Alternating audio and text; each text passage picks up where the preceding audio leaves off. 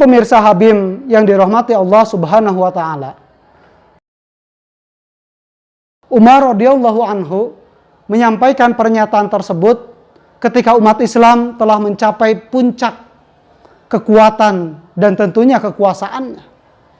Mereka telah berhasil meruntuhkan dua adidaya dunia pada masanya, yaitu Romawi dan Persia. Dua peradaban yang telah eksis lebih kurang 500 tahun. Bahkan umat Islam juga telah berhasil membuktikan diri mereka layak menjadi pemegang estafeta peradaban dunia setelahnya. Bahkan peradaban Islam jauh lebih unggul dari para pendahulunya itu.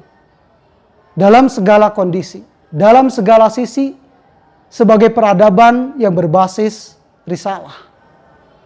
Artinya, Al-Quran yang kita baca hari ini, itulah yang membentuk generasi pelopor peradaban dunia.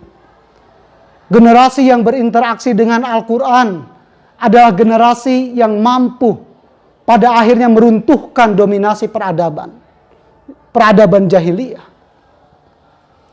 Namun tentu bukan hanya meruntuhkan, tapi merubah wajah peradaban dunia yang mengalami kemerosotan total dalam berbagai aspek kemanusiaan.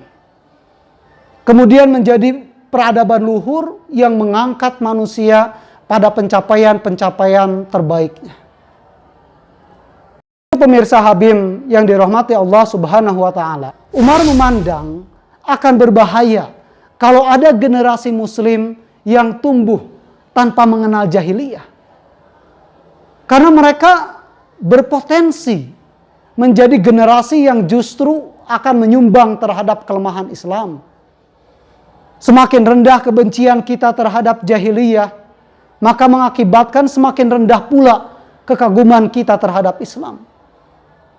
Dan akan semakin rendah pula integritas kita terhadap Islam. Maka memahami jahiliyah itu harus ditimbang sebagai masalah yang menyangkut marwah atau martabat ummah, bahkan menyangkut identitas kemusliman kita. Karena kita tidak akan memahami fenomena kenabian dan Islam sebagai sebuah karunia agung yang Allah telah curahkan kepada kita tanpa memahami jahiliyah. Bahkan dalam kesempatan lain, Umar radhiyallahu anhu menyatakan, "Nahnu qaumun." Sesungguhnya kita ini adalah kaum azanallahu bil Islam, yang telah dimuliakan oleh Allah dengan Islam. Fa inibtaghaina izzatan bi ghairihi. Maka jika kita mencari kemuliaan dengan selain Islam, adzalanallahu, Allah akan menghinakan kita. Itu pemirsa Habim yang dirahmati Allah Subhanahu wa taala. Islam adalah identitas kemuliaan kita yang layak bagi setiap muslim untuk bangga dengan identitas ini. Ketika Ibnu Katsir menjelaskan tentang permulaan kerasulan, ia mengungkapkan, "Falamma aradallahu rahmatal ibad."